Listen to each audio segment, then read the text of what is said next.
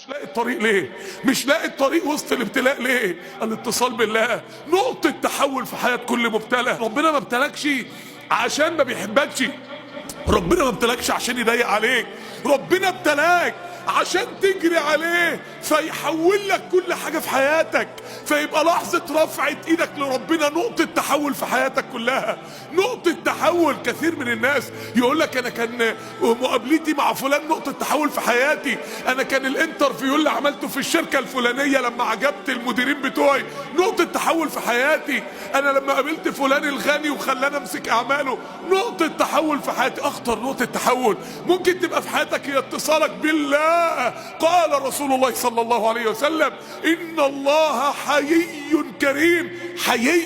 حيي ده يعني تخيل انت ماشي في الشارع وشايل مثلا كيسين ولا حاجه والدنيا حر في عز الظهر ولا حاجه، طفل صغير بيقول لك لو سمحت يا عمو الساعه كام الله يكرمك، اصل انا ويعني هتحط الكيس على الارض وتبص انت مش عارف تبص وانت شايل الشيل دي وتبص في الساعه وتقول له حبيبي الساعه كذا، انت مكسوف من طفل صغير انه يطلب منك طلب وانت ما تجيبهوش. ولله المثل الاعلى، فما بالك بالحيي لما انت تطلب من الله. الله حيي، الله يستحي انك انت رفعت ايدك دي تنزل من غير تغيير في حياتك. الله يستحي، ان الله حيي كريم يستحي اذا رفع احدكم اليه يده ان يردهما صفرا. ربنا لا يمكن يخلي حياتك بعد رفعة ايدك زي حياتك قبل رفعة ايدك. ارفع ايدك ومد ايدك لربنا. لو ما كنتش مرضت، لو ما كنتش ابتليت، ما كانتش كلمة يا رب طلعت من قلبك.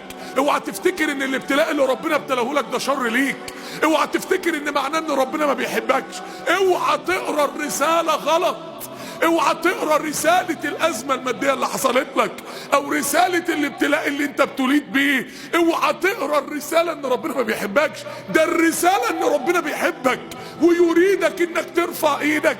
لولا انه ابتلاك ما كنتش رفعت ايدك، ما كنتش توجهت اليه.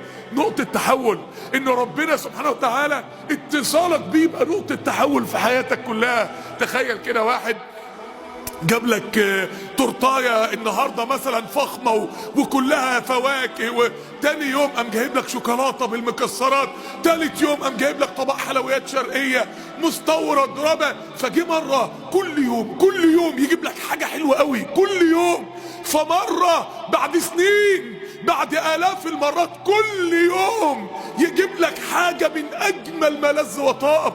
فمرة قام جايب لك علبة رمادي كده مقفولة، علبة لونها داكن كده مقفولة تتجعز منها، ولا تبقى موقن ان برضه جواها حاجة حلوة، يقينا جواها تورتايه بس هي العلبة رمادي. اهو ده الابتلاء. هو ربنا عمل فيك ايه؟ ربنا خذلك امتى؟ ربنا سابك امتى؟ ربنا تخلى عنك امتى؟ هو الاسهل ان ربنا يدي لشاب كبد في جسمه، ولا ان ربنا يديله شقة يتجوز فيها؟ شقة لو راحت هيحصل ايه؟ انما الكبد ده لو راح الدنيا كلها لو من ايديك محدش هيقدر يعمل لك حاجة، ولا حد هيقدر يقدم لك ولا يأخر لك. اللي ربنا اداهولك اعلى مليار مرة من اللي انت نفسك فيه، اللي ربنا اداهولك اغلى مليار مرة من اللي انت نفسك فيه. اداك الاعلى واداك الاغلى واداك الاكرم، ما يعملكش الباقي ليه؟ انك انت تعرف مين هو الله سبحانه وتعالى، مين هو المجيب سبحانه وتعالى، انك انت تتصل بالله، انك تقرا رسالة الابتلاء صح وتعرف انها رسالة ليك من ربنا. ربنا بيردك ليه، وربنا سبحانه وتعالى بيرجعك ليه. واحد يعني راح يحلق عند يعني حلاق رجالي، كوافير رجالي، فبيقول للراجل، بيقول له يا عم هو مين اللي قال ان ربنا موجود؟ قال له انت بتقول ايه؟ قال له يا عم امال كل المظلومين دول متسابين ليه؟ والمرضى دول متسابين ليه؟ والفقراء دول متسابين ليه؟ لو كان ربنا موجود امال كل دول متسابين ليه؟ فالراجل قال له طب نتقابل بكره. فالراجل راح له بكره تاني يوم، قال له يا اخي سبحان الله يعني مفيش حلاقين في البلد. قال له ازاي؟ قال له امال يا عم الناس اللي شعرها منكوش دي كل شعرها منكوش وماشيه في الشارع؟ قال له يا عم الحلاقين موجودين بس هم اللي ما بيروح لهمش. قال له كذلك ربنا موجود بس معظم المبتلين هم اللي ما بيروحولوش.